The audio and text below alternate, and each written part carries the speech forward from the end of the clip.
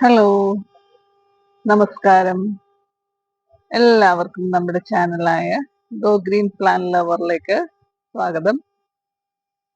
ഞാൻ അണിമ. ഇന്നത്തെ വീഡിയോ കുറച്ച് വളങ്ങളെ കുറിച്ചാണ്.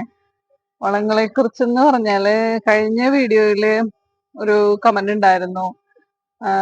നമ്മള് NPK ഒക്കെ കൊടുക്കുന്നത് കണ്ടപ്പോഴത്തേക്കും ഈ സമയത്ത്, അതായത് ഈ ചൂടത്ത് ഇതൊക്കെ കൊടുക്കാമോ എന്ന് ചോദിച്ചിട്ടുണ്ടേ.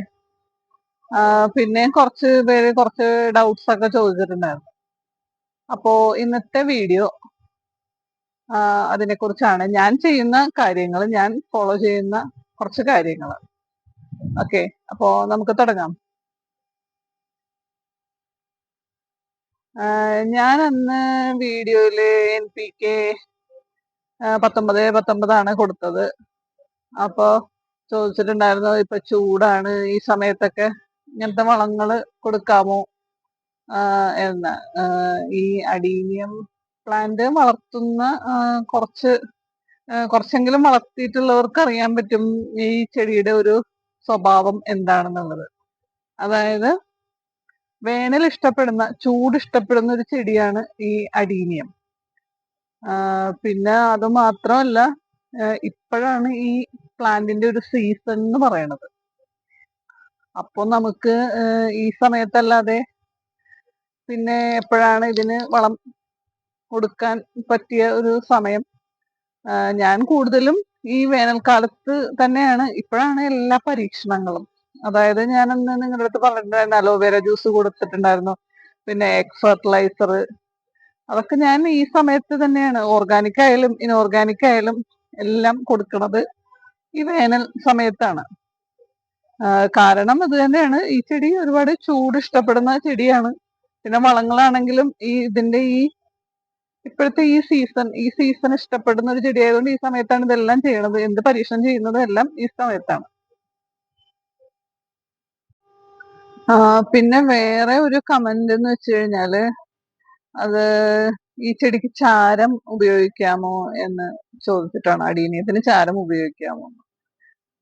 എന്റെ ഒരുമാതിരി എല്ലാം ഹൈബ്രിഡ് വെറൈറ്റീസ് ആണ്. അതുകൊണ്ട് ഞാൻ കരിക്കട്ട ഇട്ട് കൊടുക്കാറുണ്ട്. പക്ഷെ ഇതുവരെയായിട്ടും ചാരമൊന്നും ഉപയോഗിച്ചിട്ടില്ല. ഉപയോഗിക്കാത്തതിന്റെ പ്രധാന ഒരു പ്രശ്നം, ഒന്നാമത് എന്റെ ചെടി ഞാൻ എപ്പോഴും പറയാറുണ്ട്, മഴയത്ത് തന്നെയാണ് വെച്ചേക്കണത്. വെയിലും മഴയെല്ലാം കൊള്ളുന്നതാണ്. വേറെ ഷെഡിലോട്ടൊന്നും മാറ്റാറുമില്ല.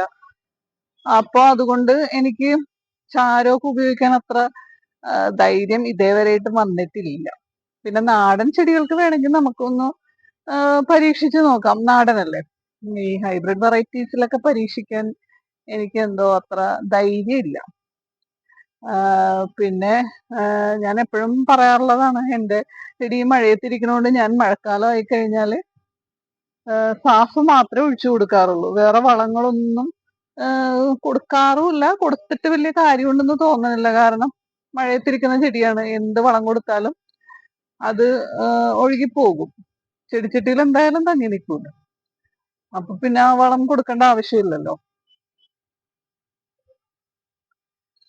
പിന്നെ ഈ സീസൺ ആയതുകൊണ്ട് നമ്മൾ വളം കൊടുത്താലും ഉടനെ ചെടി നനച്ചു കൊടുക്കുകയും വേണം.